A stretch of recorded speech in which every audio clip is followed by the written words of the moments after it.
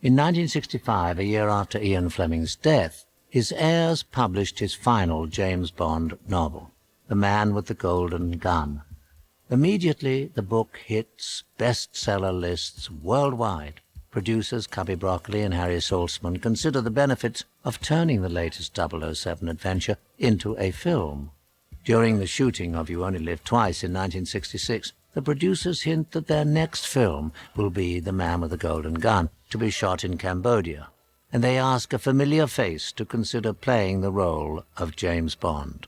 There was one they were going to do, and they were going to shoot in Cambodia. Cambodia was considered, and of course we all know what happened there. And so they had to change their plans, which was at the time I might have been able to do it. And so then I think they went with George Lazenby. In 1972, Roger Moore is finally signed as 007. His first film, Live and Let Die, establishes him in the role. Worldwide, audiences and critics alike respond enthusiastically to the new Bond. Anxious to capitalize on their success, the studio asked producers Albert R. Broccoli and Harry Saltzman to immediately begin production of the next 007 epic, the long-delayed filming of The Man with the Golden Gun. Fleming's original novel is set in Jamaica, which has been used as a location in the film Live and Let Die. Harry Saltzman and Cubby Broccoli immediately begin looking for an alternate setting. The way of making a Bond was to think of the most exotic places you could portray on the screen. We originally were thinking about shooting Man with a Golden Gun in Iran. Well, we looked in Beirut because the story was much more based in Beirut and there was nothing. So Cubby said, okay, wrap it up. Where now? I'd always loved the Baie d'Alon, which is in Saigon or now Vietnam. And I thought that really wasn't a very bright place to take James Bond. I found on a tour magazine or illustration these fantastic-looking islands about 10 miles from Phuket in Thailand, which seemed to stand on a little bit of rock and then grow from there. Phuket, at the time Man with the Golden Gun was made, was a pretty remote place. We were really in the back of the beyond.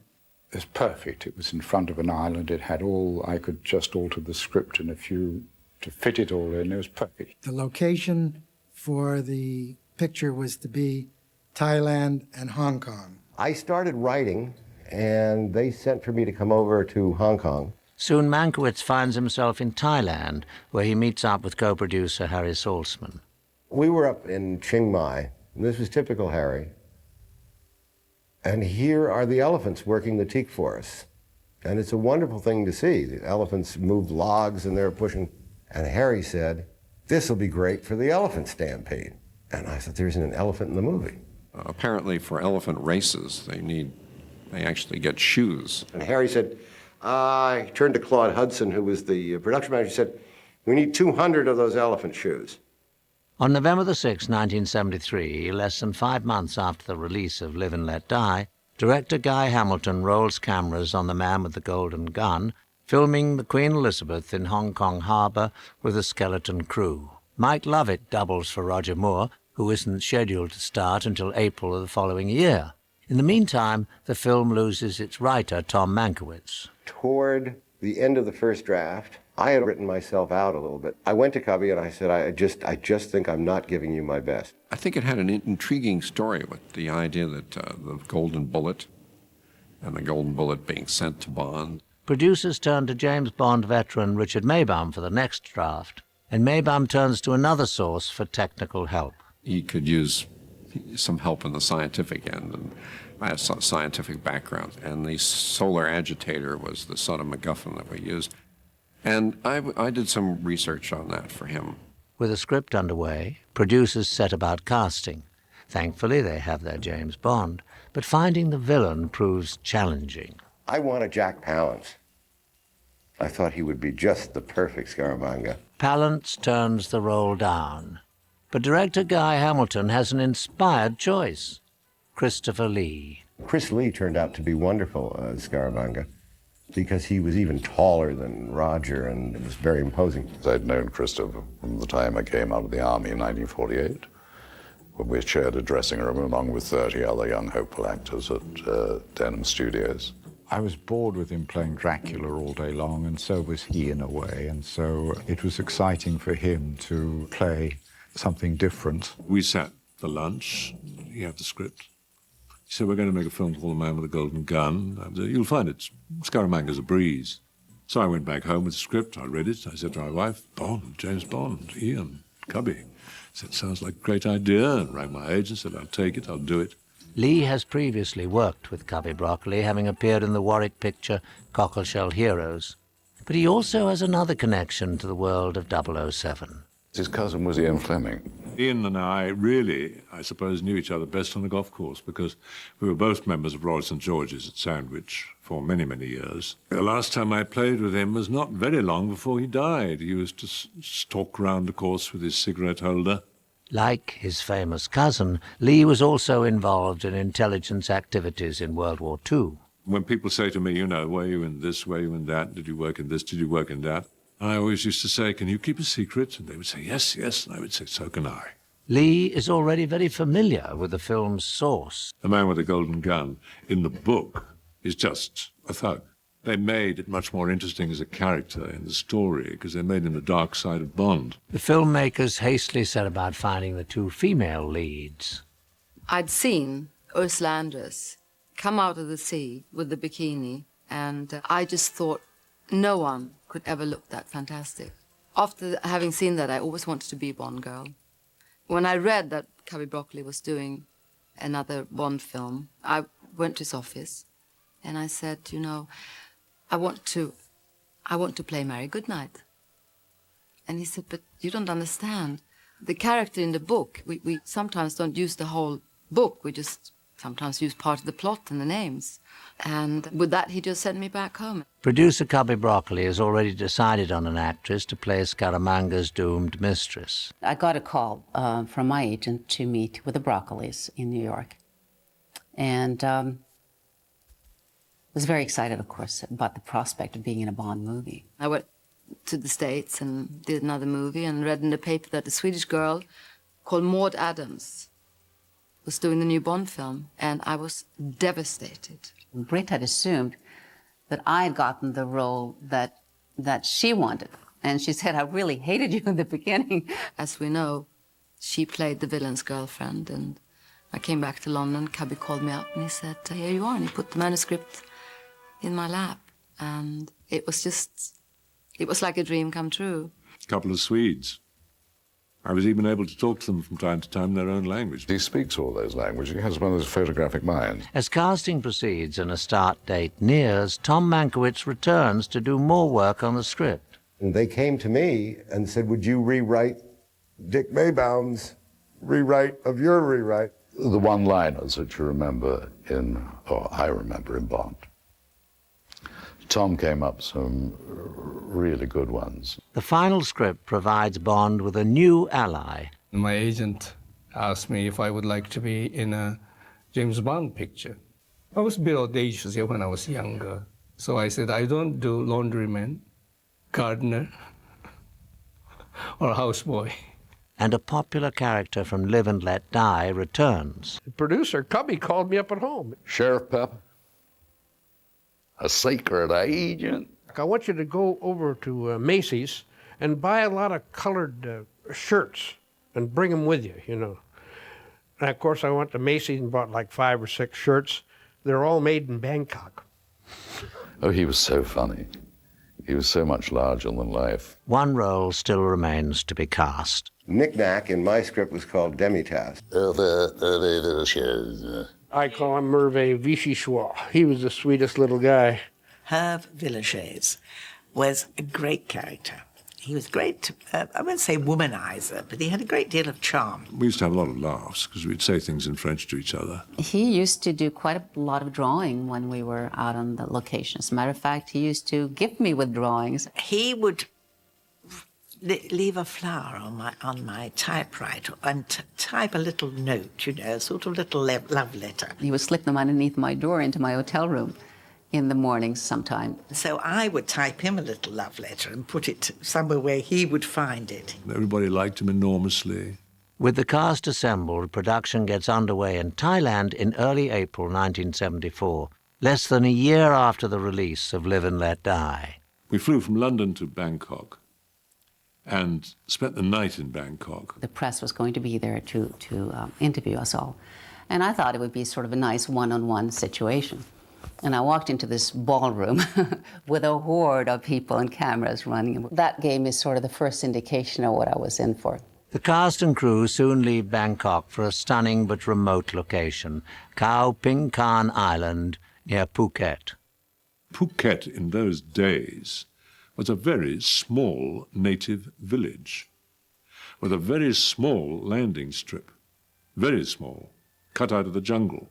And we flew down there from Bangkok. You think of all the five-star hotels we've stayed in our time and all the glamorous places. I thought, well, of course we're going to have fantastic hotels wherever we go. We stopped outside this place.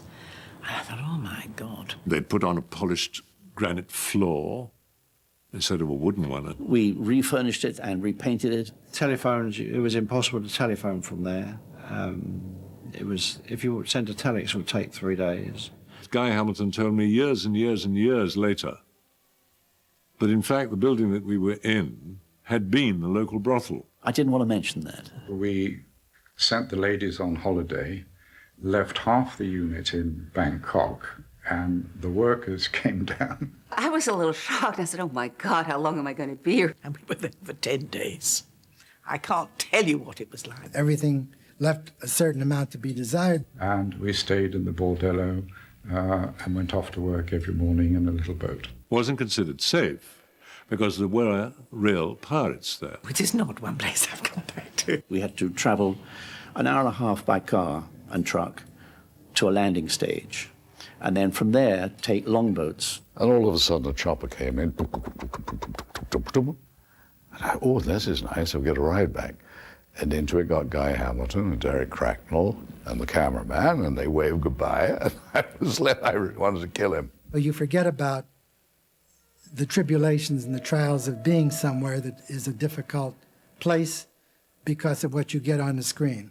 Phuket, which today is a huge tourist attraction, and largely thanks to Bond. I think we discovered that what is now known as the James Bond Islands. There are tourist boats, and the whole tourist industry is built up all over the place. The Miami Beach of Southeast Asia, it's a huge resort. Christopher Lee is amazed by the props. I couldn't believe that when I was supposedly drinking the Black Velvet, I couldn't believe that it would be Guinness and champagne, and there would be oysters and Tabasco, but there were.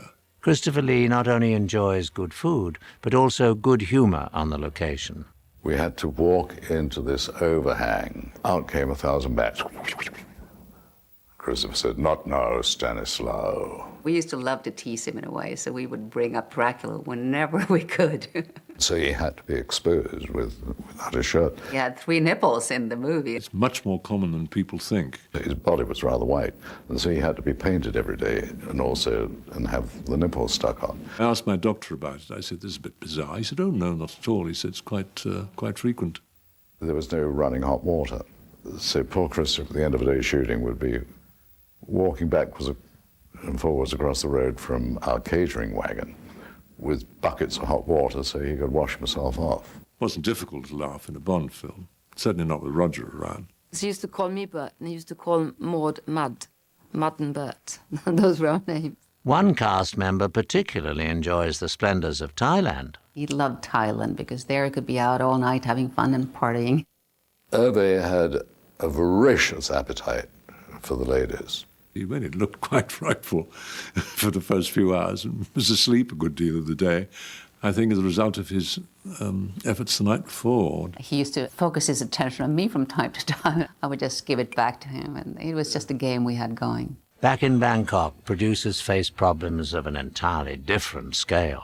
The Thai production manager comes in and says, we'll be going on our way at 7 o'clock tomorrow morning. The car will pick you up at 6:30. And oh, by the way, Mr. Broccoli, your elephant shoes are ready. And he said, "What? My what?" Harry got a little carried away and without thinking through things or researching them. And here came this crates of 200 elephant shoes. He said, what the hell are these? I said, oh my God, it's from Harry with the elephant stampede. And Cubby said, what elephant stampede? There isn't an elephant in the movie. So I don't know if you've ever tried to unload 100 elephant shoes, 400 elephant shoes or whatever the hell it is, but it's not easy. At the end of April, the crew moves to Hong Kong. Each of our suites had its own private valet. We were really treated royally. You can't go too wrong with Hong Kong. For all the hard times we had in Pang Nao, they made it up in the other places where they could. Filming continues at the luxurious Dragon Garden estate. Shooting in the study, Christopher Lee faces his nemesis, the golden gun. Very difficult to put this wretched gun together. The pen, I believe, came from Dunhill's for the barrel, and the other parts came from a firm called Calibri, the cigarette case and the lighter. And we had cufflinks, I believe, for the trigger. The final gun was made by a silversmith in London and gold-plated. There was one that actually fired a cap, so you saw the flash. There was one that's completely solid, and there was the one I assembled and disassembled. It's difficult enough even when I was looking at it. So we were talking, I was sitting at the desk, and suddenly I went like this, and I'd got the gun all assembled. When I was doing it without looking at it, it was even more difficult. And he said, how the hell did you do that? So I said, well, I take it home in the evening and practice when I'm watching TV. Mid-May finds the crew in a typical Bond setting, a casino, but in an unusual location, Macau. You had people coming from all over the world to be part of the excitement in those casinos. I've seen Cubby in those places where the crew at the end of the day shooting, they've gone in and they're losing, and Cubby would go around, great handfuls of chips and give them to everybody. Bangkok, Hong Kong, absolutely full of karate schools and taekwondos and every known form of martial arts. At the end of May, the crew films the boat chase through the canals or klongs at Bangkok's floating market. Going around the corner, they were a bit hairy because the propeller used to have to fly all over the place. Hence the idea of Bond using it as a weapon. Roger was out in his clong with that boat and doing a lot of the running around. I don't think they undershot on those. They were really moving. For Clifton James, a New York-trained actor, shooting on the exotic locations is like a holiday. But in working with the animals, there are always surprises. While they were filming, I said, get away. The elephant lowered his head and knocked me right in the clong. Guy Hamilton was scared to death. He thought I was killed. I fell about 10 feet in the mud. But the real dangers await Jay Milligan and his driving team, who set out on Saturday, June the 1st, to perform the film's signature stunt at Clong Rancet. I was sitting in a hotel room in Harrisburg, Pennsylvania, with a competitor of mine who had also done stunt work for Bond. And I had a phone call, and this fellow on the other end said, "This is Cubby Broccoli in London.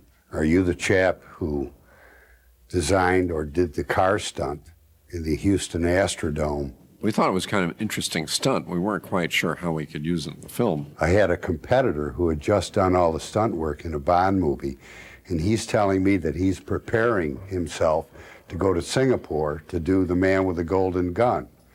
So I had to excuse him from our breakfast meeting and then get back to Cubby Broccoli. It was worked out on a computer. The computer was used by the National Highway Safety Bureau in the investigation and reconstruction of single-vehicle automobile accidents worldwide. The firm that happened to do that was a company in Buffalo, division of Cornell University. An ingenious engineer there by the name of Raymond McHenry visualized that we could do a complete football spiral type with a full-size automobile. The exercise is quite complicated because the car has to be perfectly balanced. The steering wheel is in the middle. The car would have been cut in half, widened about 2 inches. Everything was then centralized and balanced. We found a driver who we knew through the business whose name was Lauren Willett. Bumps Willard. Bumps did the actual jump. I sat with Cubby Broccoli for many hours, and we talked about if the car failed, if the takeoff ramp broke, that we would have a driver in a seatbelt and a 3-point restraining harness in the water. There were ambulances there. We put a crane out of camera's view. You've never seen such a mass of lifting equipment and very worried people too, I think. 30 seconds before the stunt was to come off, the divers were underwater with a cable and with a hook, because we could have had the car and the driver out of the water quicker than just going in after the driver. The driver, of course, was flat on his face in the front with a dummy Bond and dummy sheriff on either side, and he was completely covered in black. There is 2 tachometers aboard. And he controlled the accelerator and the brake with his feet behind him. The speed is absolutely checked before it goes, then off you go. And action, and everybody's a bit white-knuckled. I couldn't look. I had to close my eyes. The rest is automatic. You hang on, cross your fingers. Roar of applause and cheers. Naturally, relief mostly, I would think, admiration. One take, and that was it. It was done in one take. It was unbelievable. I still have a great picture and vivid memory of Roger Moore coming up to the driver and to me with tears in his eyes saying, "You fellas really made me look good." Guy Hamilton didn't like it because it didn't look real. It just went... It's so perfect. It worked absolutely so perfectly. And everybody said, well, my God, what are you worried about? And I remember him saying, I wonder if we ought to do it again. Remember Cubby saying to me, the thing was, it was too perfect. I also remember the answer he got from Mr. Willard, who I remember rightly said, we are certainly not going to do it again, not with me, because that's the first time I've done it. He had never done the stunt prior to that. I mean, he could easily have been killed. Easily. That was probably the most remarkable thing in the entire film. It came out to be one of the great stunts. The production returns to England in late June and is immediately faced with a crisis. Cameraman Ted Moore falls ill and is unable to continue. Cubby must immediately find a replacement or risk blowing the already tight schedule. He contacts noted cinematographer Oswald Morris. He says you can have anything you want in equipment, in money or anything, but he has one stipulation. You've got to promise him if you would do it, you finish the film on August or something, because he's got mass release dates in November. Morris comes on board and shooting resumes without a break in the schedule on the interior sets of Scaramanga's Island at Pinewood Studios.